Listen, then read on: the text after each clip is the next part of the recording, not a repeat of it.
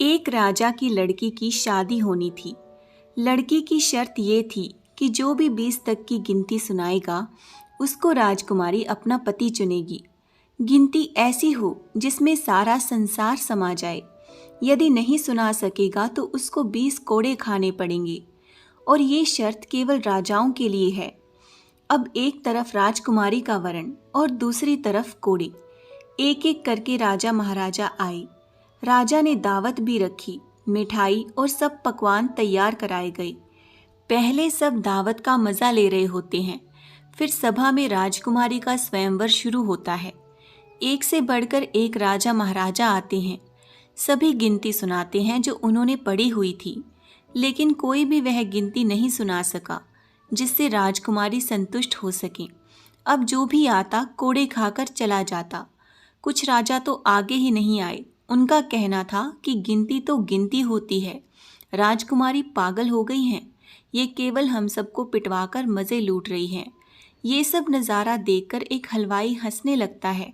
कहता है, अरे डूब मरो राजाओं, आप सबको 20 तक गिनती नहीं आती। ये सब सुनकर सब राजा उसको दंड देने के लिए बोलते हैं। राजा उससे पूछता है कि क्या तुम गिनती जानते हो? यदि जानते हो तो सुनाओ। हलवाई कहता है, हे राजन, यदि मैंने गिनती सुनाई तो क्या राजकुमारी मुझसे शादी करेंगी? क्योंकि मैं आपके बराबर नहीं हूँ और ये स्वयंवर भी केवल राजाओं के लिए है, तो गिनती सुनाने से मुझे कोई फ़ायदा नहीं और मैं नहीं सुना सका तो सज़ा भी नहीं मिलनी चाहिए। राजकुमारी बोलती हैं, ठीक है, यदि तुम गिनती सुना सके तो मैं तुमसे शादी करूँगी और यदि नहीं सुना सके तो तुम्हें मृत्यु दंड दिया जाएगा। ये सब देख रहे थे कि आज तो हलवाई की मौत तय है। हलवाई को गिनती बोलने के लिए कहा जाता है।